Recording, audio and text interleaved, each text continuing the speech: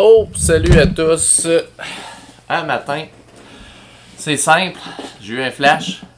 C'est beaucoup de bugs au comptoir, pas des bugs, peut-être des questions que ça serait facilement évitable. Beaucoup de gens, des fois, sont un peu mêlés sur des intervalles où, je vais appeler ça quand faire quoi. Quand faire quoi en mécanique, écoute, c'est un vrai classique, là. J'ai beaucoup de gens qui sont vraiment embêtés. Deux choix. Soit qu'ils sont sceptiques à mort, peu importe ce qu'on dit, ils ont toujours un doute parce qu'ils s'étaient donné une idée avant. Ou carrément l'inverse, ils savent pas pantoute, puis ils demandent rien, puis la journée qui arrive de quoi, c'est trop tard. Et dans le pire, ou dans d'autres cas, ils nous le demandent carrément. Fait que c'est sûr que ça veut dire qu'il y a beaucoup de flou partout. C'est ça que je vais essayer aujourd'hui de vous mettre ça assez clair. On va y aller par la base. Chambement d'huile. Quand est-ce fait un chambement d'huile? C'est vraiment du modèle par modèle, marque par marque. Ça dépend des demandes d'origine.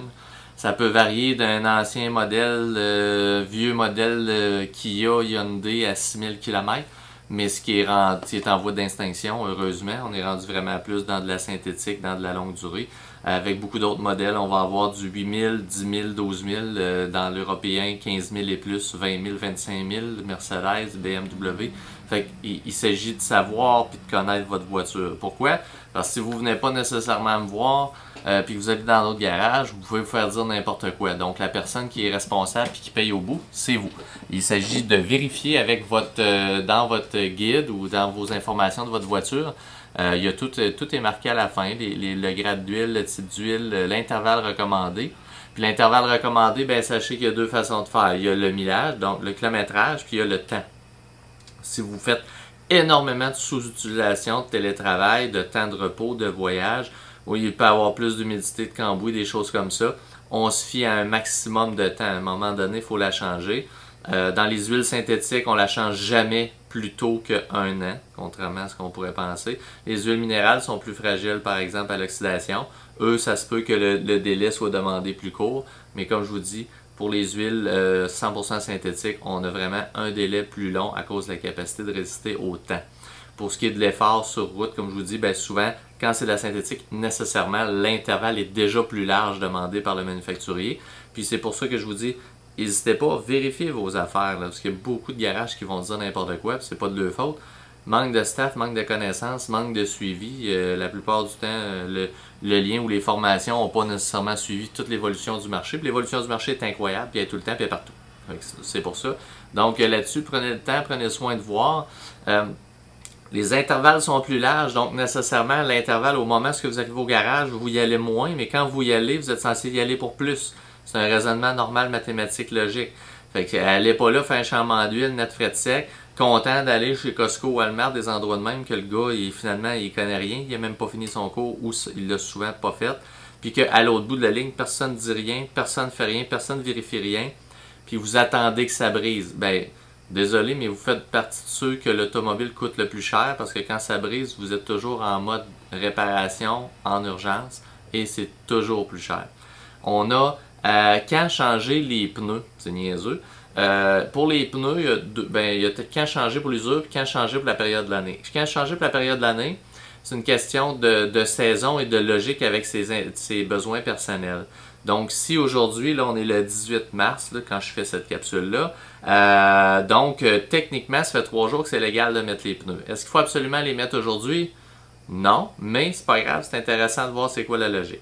La logique, c'est qu'il y a des gens plus contraints que d'autres. Exemple, quelqu'un de zéro contraint, une personne retraitée, malléable, qui n'a pas d'activité très précise à des heures précises, lui, comme j'entendais dans le temps, moi, mes pneus, c'est pas grave là, s'ils achèvent cette année. Parce que moi, là, je sors pas quand il fait pas beau, je sors juste quand il fait beau. Bon, parfait, ça vient de régler tout. Ça veut dire que cette personne-là, c'est le genre de personne qui pourrait mettre ses pneus à n'importe quelle date. Pour un autre, qui fait des voyages hebdomadaires dans le parc, dans le parc en allant souvent au Saguenay, lui, ça vient de changer toutes ses statistiques. J'en ai d'autres qui sont tout le temps à Valcartier, sont tout le temps dans des endroits enneigés. Il y a toujours des dernières tempêtes dans le mois de mars. Là, oups, faut qu'il tricote, faut qu'il fasse attention. On a toujours ce côté-là où est-ce que j'ai des gens qui roulent souvent à 4 h du matin, donc risque de glace noire, 4-5 heures, ben, je vais les faire attendre un peu. Tu sais. Mais pour le reste de la population, métro, boulot, dodo, roule seulement de jour. Le pneu d'été est encore très bon parce que l'année d'avant, il était récent. Ben, c'est sûr qu'on est quasiment rendu. Là. Ça veut dire que pour vous, il n'y a déjà pas de problème. Vous êtes dans la catégorie que même s'il y avait une neige 2-3 cm, le pneu réagirait bien et l'asphalte s'est réchauffé. Donc, on est déjà dans une bonne plage.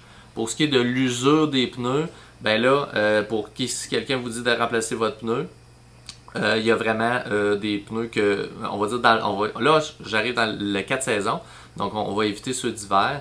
Dans le 4 saisons, il y a toujours l'aspect de la date, donc avec le DOT, on peut vous aider. Donc les derniers chiffres du DOT donnent l'année, on ne veut jamais dépasser 10 ans.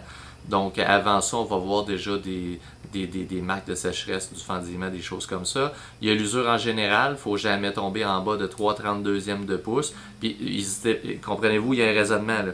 Si je vous dis qu'il est fini à 4,32 et 5,32 au printemps, c'est parce que je sais qu'on va les poser puis vous voulez faire la saison.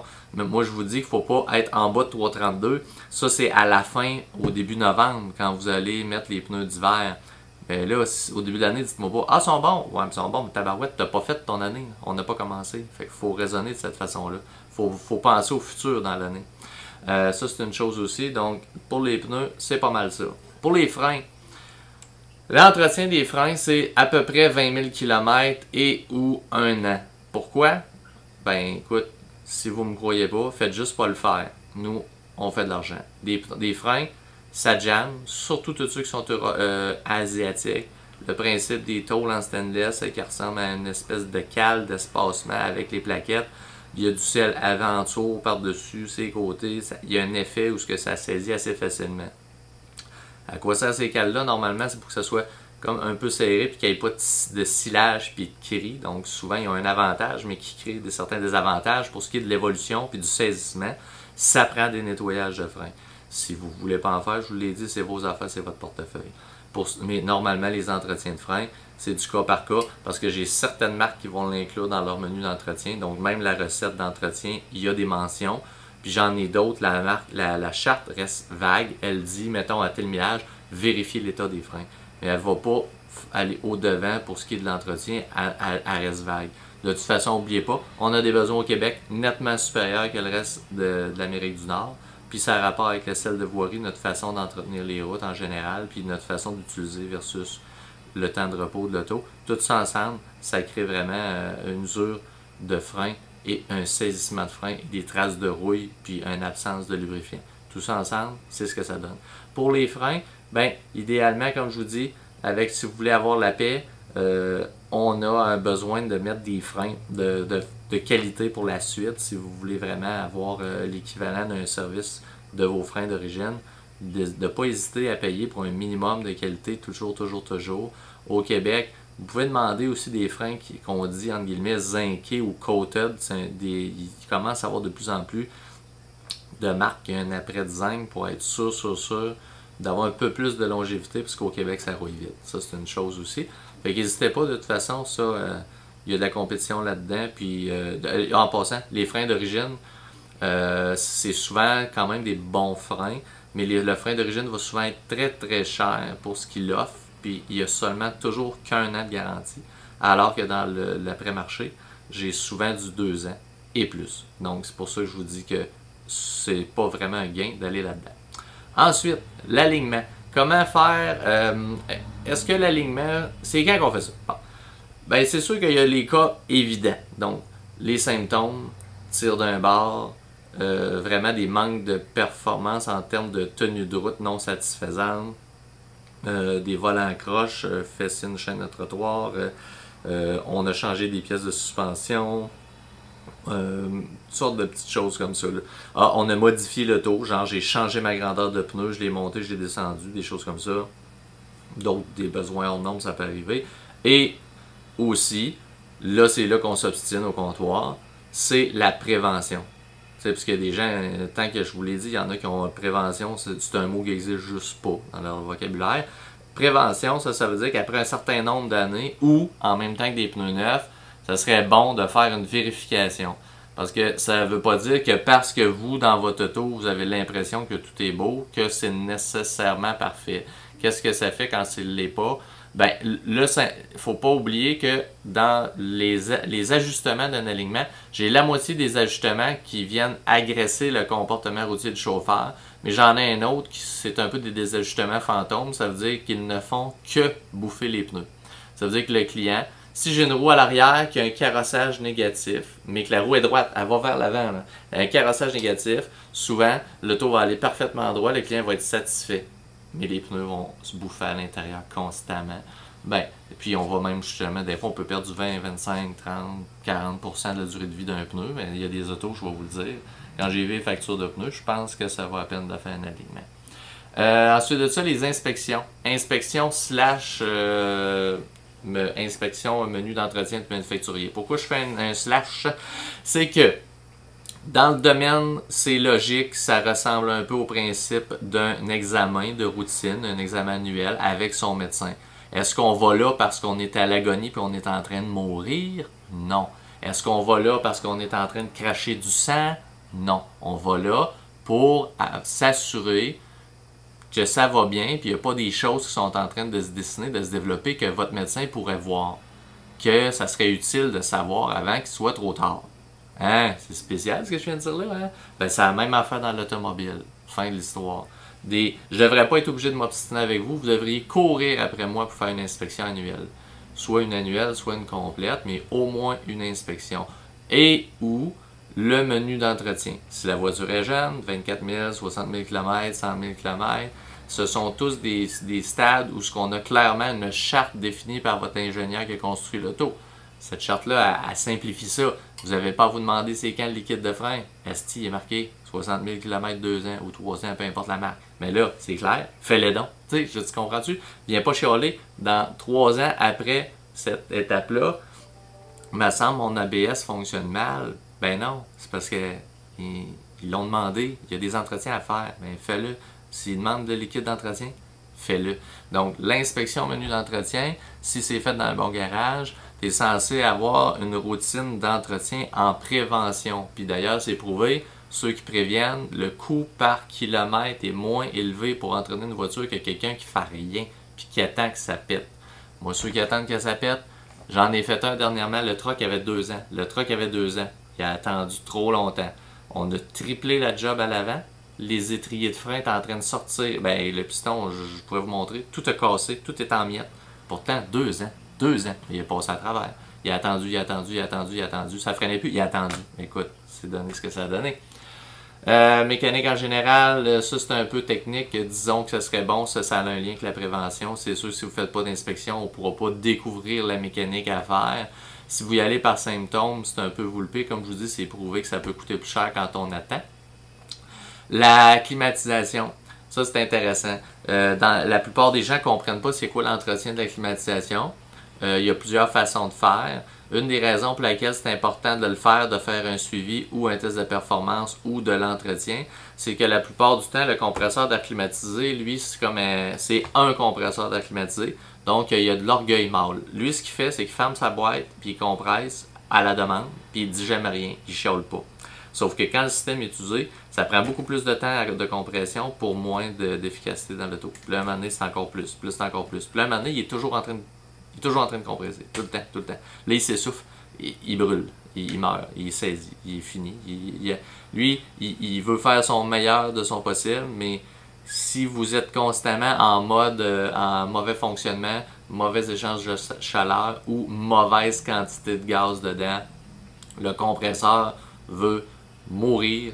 Fait que lui, c'est ça, il a ces besoins-là de ce côté-là. C'est pour ça que moi, je considère qu'il y a vraiment un gain là-dessus.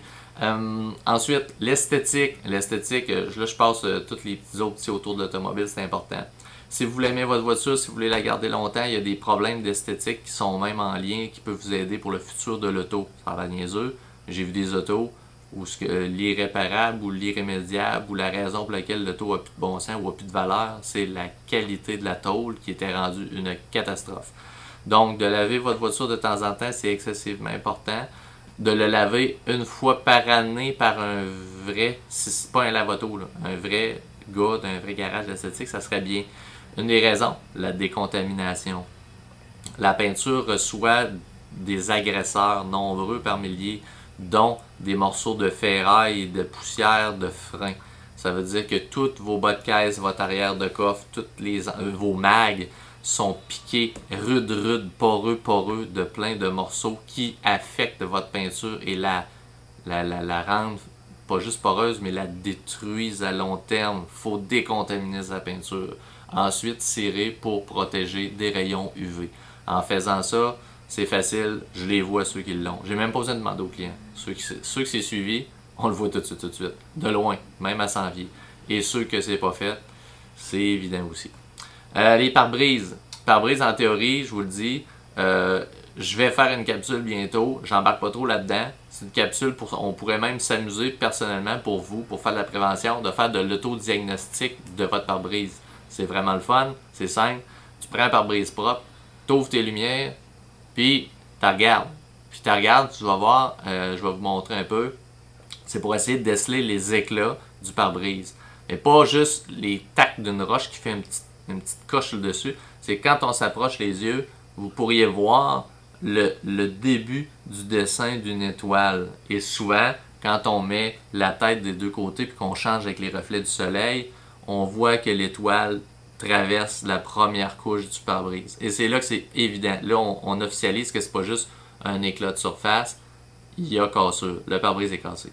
De cette façon-là, ça permet de prévenir. Quand vous prévenez, vous nous appelez et on peut réparer avant qu'il se passe autre chose. C'est le but de la chose. Parce que pare-brise, avec un petit bris réparable, statistiquement, nous autres on le sait, c'est 100% des chances qu'il va finir en pare-brise cassé. On sait juste pas quand. Ça peut prendre 1 heure, 1 semaine, 6 mois.